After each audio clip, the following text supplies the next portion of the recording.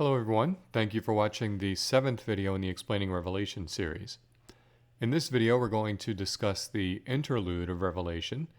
If you haven't already, please click the like and subscribe buttons so that others can learn about the true interpretation of the book of Revelation. If you haven't watched the other videos in this series that precede this one, I highly recommend you do so first. So the interlude of Revelation is found in chapters 12 through 14. It follows the seventh trumpet and precedes the 7 vials of Revelation. The first vision John has in the interlude is of a dragon and a woman. So he describes seeing a woman clothed with the sun and the moon under her feet and a crown of 12 stars on her head. And he writes that she's with child, so she's pregnant, she's travailing in birth and pained to be delivered. Then after that, he sees what he describes as another wonder in heaven, which is a great red dragon with 7 heads and 10 horns, so very similar to a lot of the other imagery within Daniel and Revelation, and 7 crowns upon his heads. He then writes that this dragon's tail drew 1/3 of the stars of heaven and cast them down to earth. And then the dragon is standing in front of the woman, waiting for her to give birth, to devour her child as soon as it's born. And then in verse 5 it says, "And she brought forth a man-child who was to rule all nations with a rod of iron, and her child was caught up unto God and to his throne." So many of the metaphors in Revelation 12 have 2 meanings. The first is the literal, and that's a retelling of the story of the life of Jesus. So Satan's attempt to devour this child right after birth is referring to the massacre of the innocents when Herod attempted to kill Jesus shortly after he was born in Bethlehem. The second is the figurative interpretation, where this woman actually personifies the followers of God throughout time. So first Judaism, and then after Jesus' death and resurrection, Christianity. So her son is Christianity, which is born from the woman, born out of Judaism. She also has a crown of 12 stars, which represents both the 12 tribes of Israel and the 12 disciples of Jesus. So the whore of Babylon was a prostitute. So while we said in the video about the whore of Babylon that a woman in prophecy represents the church, because she was a prostitute, she represents a false church. But this woman has no defined sexual exploits or perversion or anything like that. So she represents the true church, the true followers of God. She's travailing, which represents the saints who were martyred and persecuted. She's in pain while she's giving birth. Now, when Satan throws 1/3 of the stars in heaven down to earth to kill the child, that's a reference to the fallen angels, and it does actually refer to these stars as angels within the chapter. And the dragon's 7 heads and 10 horns specifically alludes to Rome, just like in Daniel and in Revelation. We see very similar imagery when referring to Rome.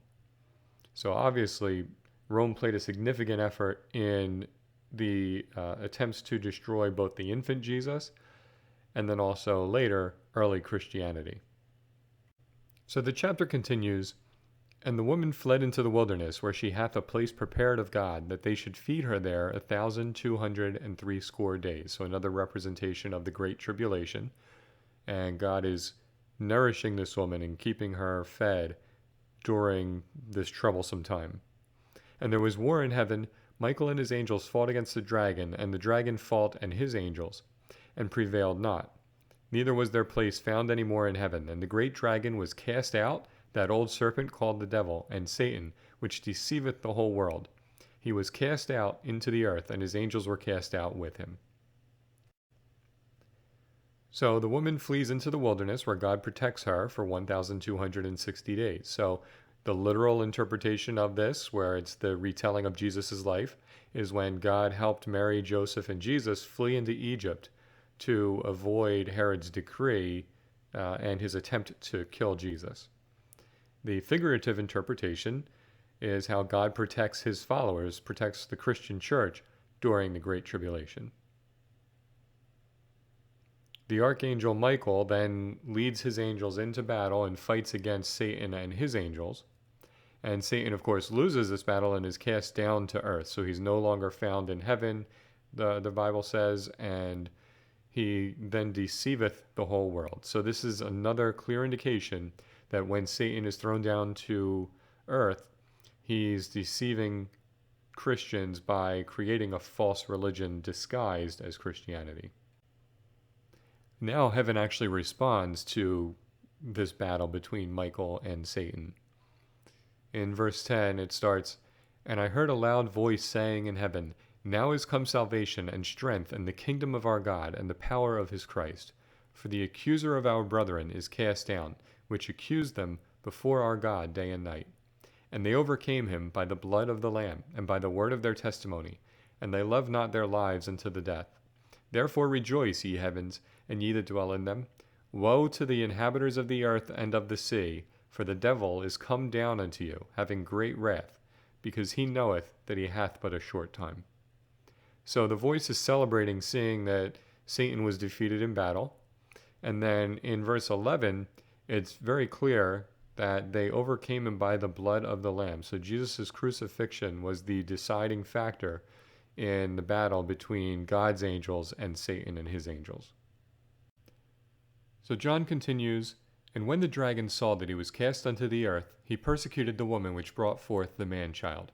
And to the woman were given 2 wings of a great eagle, that she might fly into the wilderness, into her place, where she is nourished for a time and times and half a time from the face of the serpent."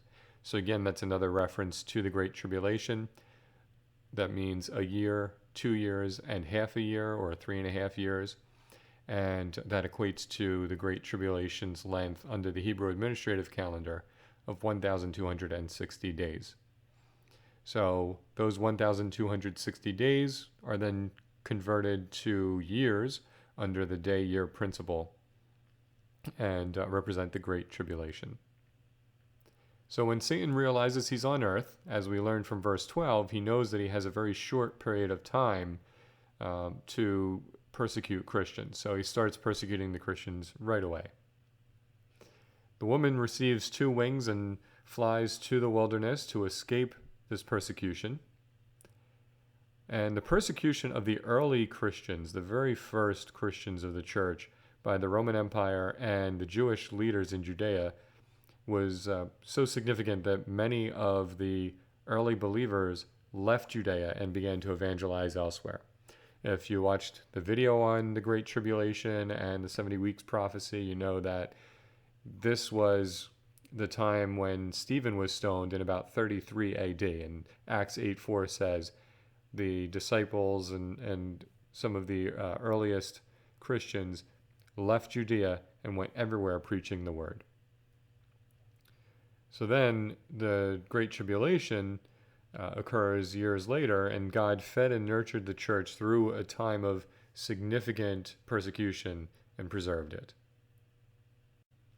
So in verses 15 and 16, the dragon changes his approach. So John wrote, "And the serpent cast out of his mouth water as a flood after the woman, that he might cause her to be carried away of the flood. And the earth helped the woman, and the earth opened her mouth and swallowed up the flood which the dragon cast out of his mouth." So the flood metaphor is referring to an overwhelming persecution. Obviously, the tribulation started in 538, as we discussed in the tribulation video. However, it really accelerated after the Protestant Reformation began, when the Counter-Reformation occurred and the Catholic Church was trying to respond to Christianity. They really accelerated their persecutions of the Protestants, of the true Christians. But before Christianity could be completely drowned, the earth swallows the flood and saves it. So this is a reference to Jesus' Olivet Discourse, where he predicted that the days of the Great Tribulation would be shortened. And when General Berthier of France deposed Pope Pius VI in 1798, he ended temporal power for the papacy, and that caused the popes to no longer have the ability to persecute true Christians, and the Great Tribulation ended. So in verse 17, John wrote, "And the dragon was wroth with the woman, and went to make war with the remnant of her seed, which keep the commandments of God, and have the testimony of Jesus Christ." So clearly, after the flood is swallowed up and the Great Tribulation ends, Satan does not abandon his attempts to destroy Christianity. Without the Pope's temporal power, the Catholic Church could no longer use violence against Christians. They could not persecute them, they could not martyr them. So the Catholic Church had to change its approach if it were going to successfully destroy Christianity. So the Jesuits fought Satan's war on Christianity by covertly influencing it from the inside. So they infiltrated Christianity, they infiltrated Protestantism, and they influenced it to change its views on the Antichrist and on Catholicism from the inside. Much of this is through the Jesuit influence on seminaries, Protestant seminaries, which for centuries taught that the Pope was the Antichrist, but today they teach that there's some future Antichrist that's going to appear. Another strategy that Satan used was to utilize the temptations of secular pleasures until the faith of believers became lukewarm, and that's the Laodicean church, the era that we're in today. Out of the 7 churches is the era of temptation and lukewarm faith. After the prophecy of the dragon and the woman in Revelation 12, Revelation 13 goes on to describe 2 beasts, which represent the Antichrist and the false prophet. If you want to know more about them, you could watch the videos on the Antichrist and the false prophet. So we're not going to touch on them very much here. However, just know that those 2 beasts are described in Revelation 13 in the Interlude. So the prophecies of Revelation 12 through 14 immediately follow the 7th trumpet, because the Protestant Reformation, the 7th trumpet, ended the mystery of God, as we were told it would during the 6th trumpet in Revelation 10, verse 7. Revelation 13 describes the beast of the sea, the Antichrist, and the beast of the earth, the false prophet. And then Revelation 13 contains the most detailed prophecies about these 2 individuals, because the Protestant reformers correctly identified the Pope as the Antichrist for the first time after the 7th trumpet. In Revelation chapter 14, John has a vision that's broken down into a few distinct segments. So the first is of the Lamb, Jesus, and the 144,000 first fruits. So he wrote, "And I looked, and lo, a lamb stood on the Mount Sion, and with him 144,000, having his Father's name written in their foreheads. And I heard a voice from heaven, as the voice of many waters, and as the voice of a great thunder. And I heard the voice of harpers harping with their harps. And they sung as it were a new song before the throne, and before the 4 beasts and the elders, and no man could learn that song but the 144,000, which were redeemed from the earth. These are they which are not defiled with women, for they are virgins. These are they which follow the Lamb whithersoever he goeth. These were redeemed from among men, being the first fruits unto God and to the Lamb. And in their mouth was found no guile, for they are without fault before the throne of God." So the first 144,000 redeemed from the earth are described as first fruits. So this number matches those that were sealed by God in Revelation chapter 7 during the 6th seal. So just as Constantine is converting to what he believed was Christianity, and he was creating the Catholic Church by merging Roman paganism with Christianity, God marked his true followers with a seal, and the number there was 144,000. So they are described as virgins who follow Jesus, who have no dishonest words to say, and they are without fault. So obviously it's a very high bar to reach to become a first fruit. So these are the first souls, but not the only souls that are harvested by God.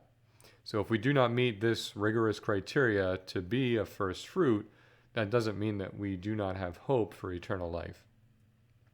So fortunately for us, God does not require us to be celibate and without fault for our entire lives in order to meet the criteria of a first fruit, as we'll see when we get to the last part of Revelation 14. So the next segment of John's vision in Revelation 14 is of 3 angels that each have a different message to give to the earth.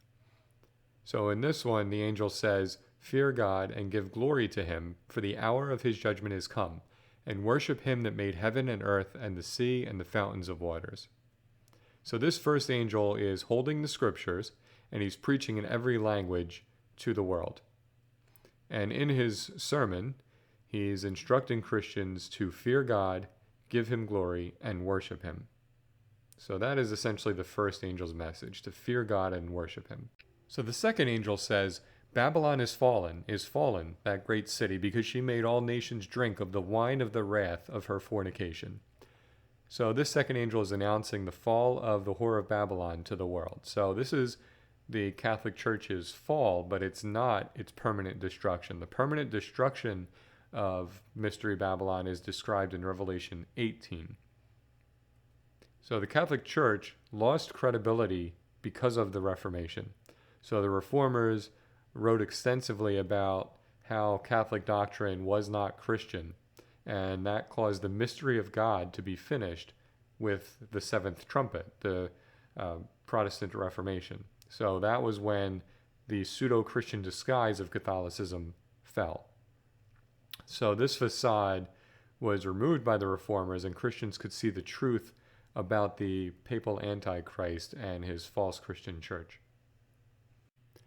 The third angel's message was a warning to anyone who continued to follow the papal Antichrist. And he said, if any man worship the beast and his image, and receive his mark in his forehead or in his hand, the same shall drink of the wine of the wrath of God, which is poured out without mixture into the cup of his indignation. And he shall be tormented with fire and brimstone in the presence of the holy angels and in the presence of the Lamb. And the smoke of their torment ascendeth up for ever and ever, and they have no rest day nor night, who worship the beast and his image, and whosoever receiveth the mark of his name. So the third angel is basically warning against taking the papal Antichrist mark, the mark of the beast, the figurative mark in the hand or the forehead, which describe your actions and your thoughts. So again, this is the figurative mark. It is the counterbalance to God's mark in Revelation 7 and the sixth seal, which was also figurative. So those who still follow the papal Antichrist are going to be tormented with fire and brimstone, which means they will be thrown into hell for eternity.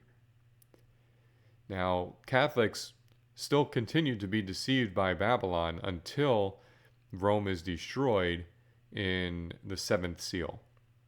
So the destruction of the Catholic Church, the destruction of Mystery Babylon is described in Revelation 18.